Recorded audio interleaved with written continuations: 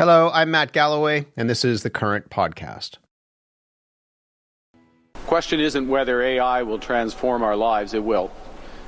AI is already changing how we work, how we learn, and how we connect. The question is, will it improve the lives of all Canadians or benefit only a few? Prime Minister Mark Carney has finally unveiled his government strategy on artificial intelligence. It comes after public consultations that generated some 11,000 submissions, as well as an expert task force to advise the government. The Prime Minister says this strategy has three principles. The first is trust. We will protect your data, your privacy, and your children. Second, opportunity. We will empower Canadian workers, Canadian businesses, Canadian students with the tools to expand their knowledge, their expertise, and their futures. And finally, sovereignty. We will reinforce Canadian sovereignty so Canadians can make their own choices on how AI is built, governed, and used. Jackson Kahn is a senior fellow at the Munk School of Global Affairs. He's the CEO of Aperture AI and a former senior policy advisor to the Federal Minister of Innovation, Science and Technology. Joins me in our Toronto studio. Good morning. Matt, thanks so much for having me. The Prime Minister says that AI will transform our lives. Is he right? It's already transforming our lives. It's transforming our workplaces. It's transforming education. So, yeah, I mean, this is the moment we're in it. And I was happy to be there with the Prime Minister and Minister Solomon yesterday morning. It was actually Toronto General Hospital where they were talking a lot about how AI is already reshaping healthcare. And so, from your perspective, he says in part this is about AI being for everyone and that everyone needs to benefit, not just a select few. How is the strategy going to do that? The strategy is trying to cover a lot of bases at the same time, right? They're trying to educate Canadians across the country. They're trying to protect Canadians online with online safety bills, digital privacy rules. They're also trying to simultaneously increase adoption from small businesses and grow Canadian champions and form international alliances. That's a lot of things to try and do. I think that the government has, again, tried to make a number of bets here. I think that's a good thing. Again, they got a lot of inputs, so I think we're going to see a lot of outputs. One of the questions for me is, are they making any big bets, right? When you're trying to do when you're trying to water everything evenly, do you grow anything to scale? And so, again, I see a strategy that's trying to do a lot, but I definitely want to dive deeper into the details. Yeah. The big bets are interesting. You wear a number of different hats, but one of them is from the industry itself. And so what do people in the industry, there's been concern that this technology is being developed here, but then it's being scaled up and exploited elsewhere. What do people in the industry here want to see from that? Canadians have largely developed a lot of the key tech behind AI, including deep learning, neural networks, but we haven't commercialized it, right? It's largely being commercialized by American and Chinese companies. And so one of the key questions for Canadian business, I think, were people generally favorable to this new funding being announced? Yeah, great. This is $500 million, this tech growth fund. $500 million is correct. But again, if you look at the global amount of capital, that's a rounding error, right? And the question is, the devil's in the details. Is this going to be government-led investment? If you look at the UK, what they've done and said is they did indeed put about £500 million, probably about 800 million Canadian, into a similar fund, but they did hire professional investors to actually invest it because sometimes these AI deals are coming together in a matter of weeks. And so, again, if we're just putting a bunch of money in this but not building at the speed that we need to in global markets, this is a global competition, Matt, and Canadians often have been sometimes losing out in that global competition. And so should Canadians and should the Canadian government have an equity stake in something like this? I think an equity stake is a good thing and actually does serve this goal of AI for all, because right now, again, we're seeing a lot of private capital being the drivers of this, even though a lot of this AI research was publicly funded. And so if there are sensible investments that do come from the Canadian government, all Canadians then have an equity stake and will benefit from these technologies if they do grow. What about this idea of digital sovereignty? This is the sense that you control the tech and you control your country's own digital future. What are the details? It's a big idea, but what are the details that stand out to you in this? Absolutely. So at the University of Toronto, we published a report called Sovereign by Design, where we tried to dive deeper into this concept. We talked about a few different dimensions of digital sovereignty. Can't go through all of them, but I'll mention a couple. One is jurisdictional sovereignty. So do Canadians own laws? Are they the ones that actually apply, or are we being governed under foreign jurisdiction? Sometimes that can happen if, let's say, we don't actually own the data infrastructure that is then powering the services that we use. And so I think about, again, the infrastructure, but then I also think about the laws. And so right now, Canada has 22-year-old privacy laws. We actually haven't updated this, for AI, let alone before social media and iPhones. I think that's a huge gap for Parliament to try and solve. And so hopefully the government does try to address this through the strategy. But that's actually protecting our data sovereignty, which is health and financial data. Again, in the long list of things that this strategy is trying to do, the government wants to boost the percentage of Canadian businesses that are adopting AI from 12% right now up to 60% by 2034. There was a survey that came out this week from the management consulting firm Bain & Company. It said the companies are broadly finding that the cost savings from adopting AI are failing to really meet the expectations that people had. That according to the report, the technology works, but the value hasn't arrived. What's going on there? Why aren't those companies that initially saw this as a way, perhaps through reducing headcount and being, as they say, more efficient, why aren't they seeing those savings? Why aren't they seeing the juice come out of the squeeze? Absolutely. It's similar to an MIT study that came out last year. So something like 95% of pilots are failing in AI. We're still early in the adoption curve. I've heard, and looked at lots of data where there are successes, but I think a lot of big companies in particular, they might make these layoffs and suddenly, there's a lot of hype, right? Again, there's a lot of money, trillions of dollars that's been funneled into these enterprises. So sometimes I think that sale, that hype can overreach, what's actually possible. I'll just say one thing quickly is we are seeing this change right now from AI chatbots. So again, you can talk to them, you can try and do research, they can write for you, to AI agents. So things that can actually do things, perform tasks. Yeah. Exactly. And so we're still in the middle of that transformation, Matt. Yeah. So two final things on this, just briefly. One is the promise and then the peril. You were again at this hospital yesterday where AI is already being used, right? What is the promise of this technology for this country? If we get this right, Matt, what the outcome of that looks like is actual gains in, again, reducing healthcare wait times, saving lives, improving transportation, reducing traffic. And so what I want to call out was the Vital platform developed here at St. Mike's.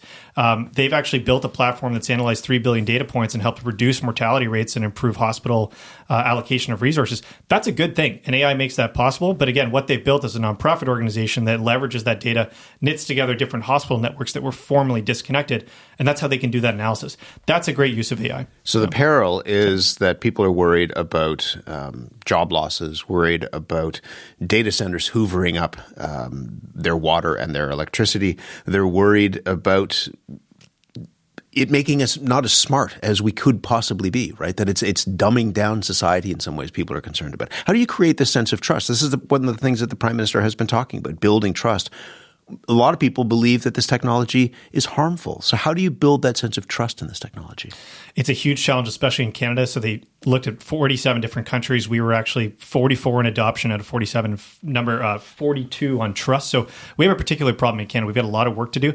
This national AI literacy program to try and train 1 million Canadians, I think that's a great start. Passing some laws that actually try to regulate the hard parts of this technology. So online safety for our kids and privacy. But do you understand why people don't trust the technology? Absolutely. It's new. It's a little bit scary, sometimes very scary. And I also think for data centers, companies and both governments and companies have to really sell, why is this valuable? What is your community actually getting back from it, right? There's a huge environmental load. There can be an energy load. And so I think one of the pushes around companies actually bring their own investments in the energy grid and production, that's a start, but there's a lot more trust building to do, no doubt. Yeah. Jackson, thank you very much. Thank you, Matt. Jackson Kahn is the CEO of Aperture AI, Senior Fellow at the Munk School of Global Affairs, and a former Senior Policy Advisor to the Federal Minister of Innovation, Science and Industry.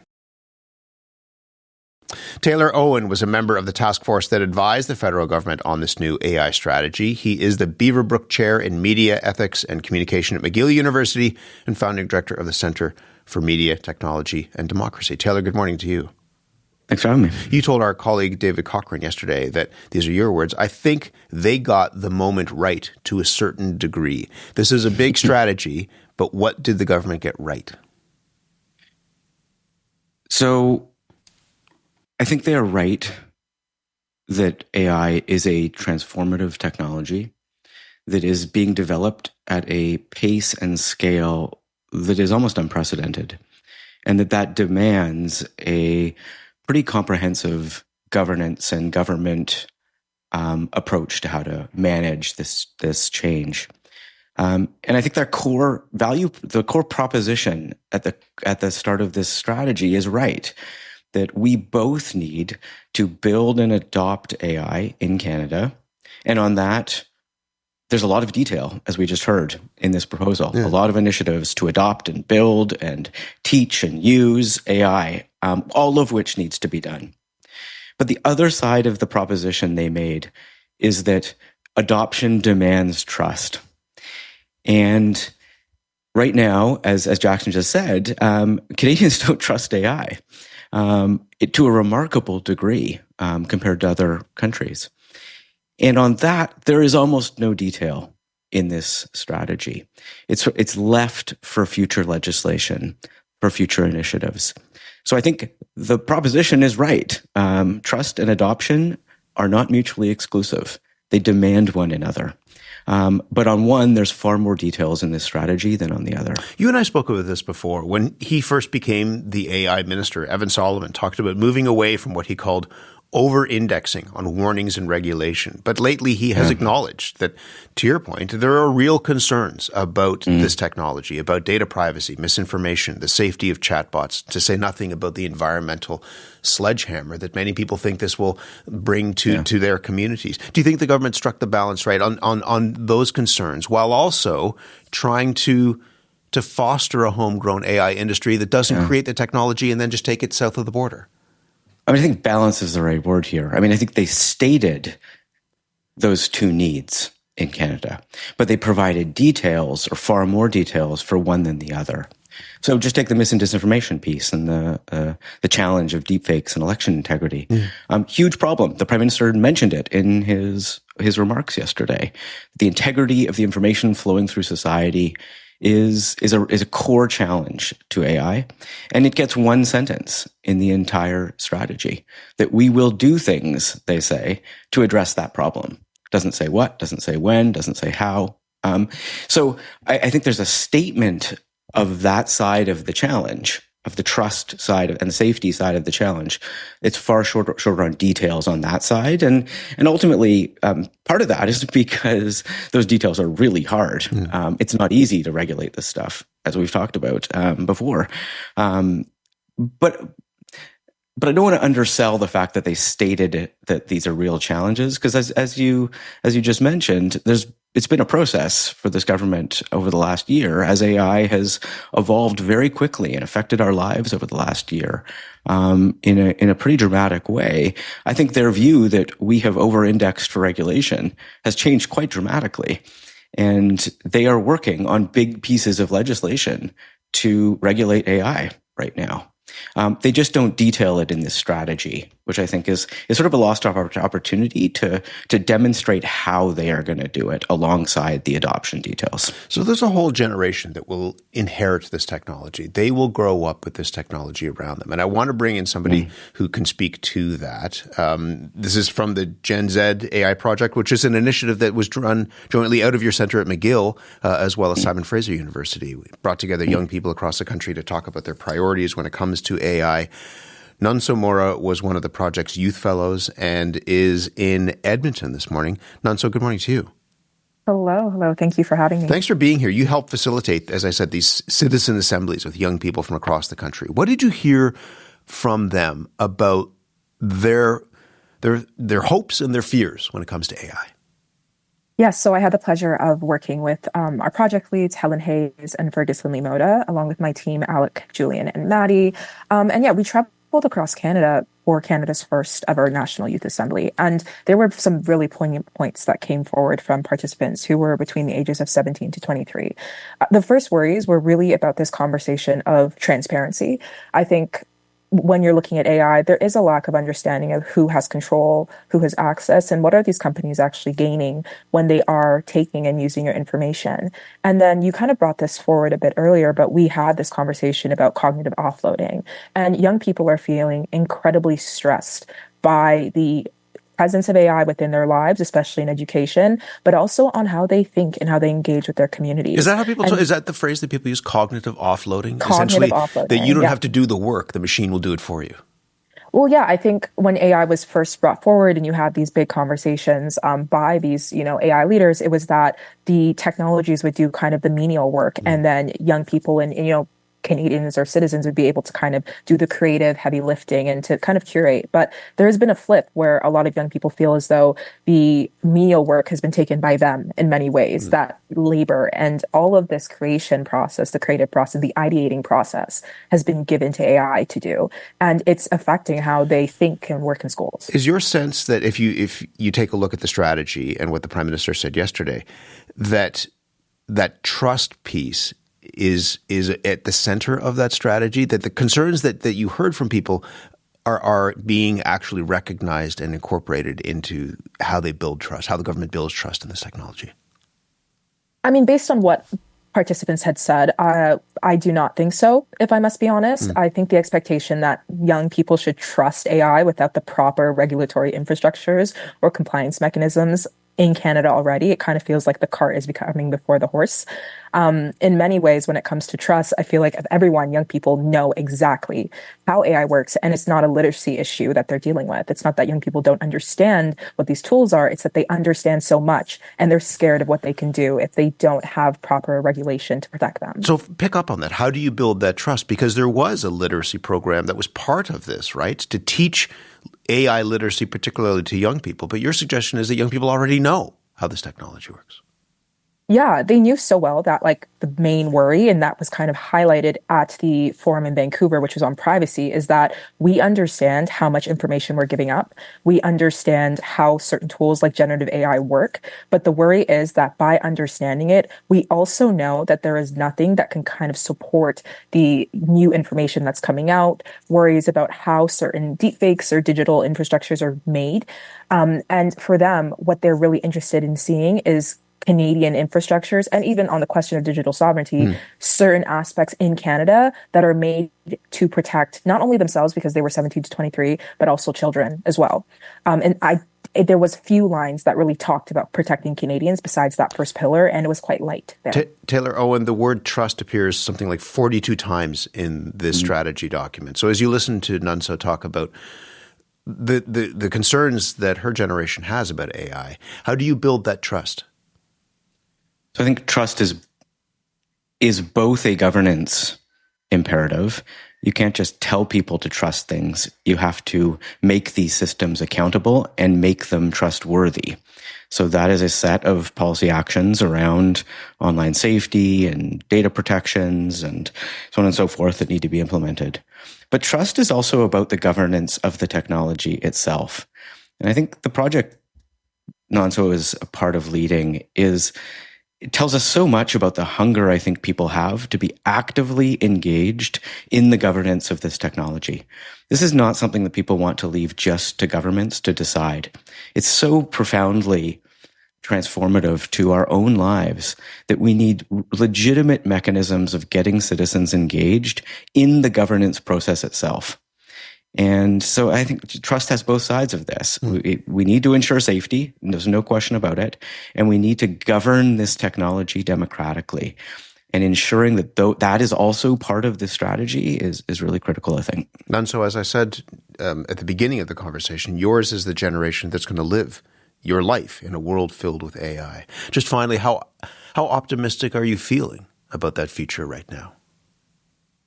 I mean, I had the pleasure of working with so many young Canadians over the past 8-9 months, and I'm quite optimistic about how they're going to be moving within society, especially with AI. But I do want us to look at the question of urgency, right? There is this push for urgency within Canada that a lot of young people are not as interested in, because with urgency comes a relinquishing of some safeguards that are really important to put forward. Many young people understand how AI can work. I don't think it's necessary to enforce it in every single jurisdiction of Canadian businesses and Canadian infrastructure. There are a lot of aspects of being human and engaging on a human relationship basis that should be put forward. And that's what young people value. It was actually the participation within the program that really supported how they engaged and thought around things. And if there was a bit more care with how we go about enforcing AI as not just an innovation tool, but also something that leads to a bigger regulatory gap that will need to be filled, I think young people feel safer, and Canadians will also have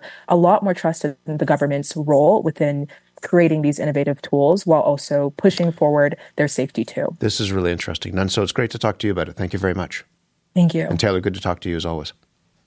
Likewise. Nunso Mora is a graduate student in the Faculty of Education at McGill and a youth fellow at the Gen Z AI Project. And Taylor Owen is the Beaverbrook Chair in Media Ethics and Communication at McGill University and founding director of the Center for Media, Technology, and Democracy. You've been listening to The Current Podcast. My name is Matt Galloway. Thanks for listening. I'll talk to you soon.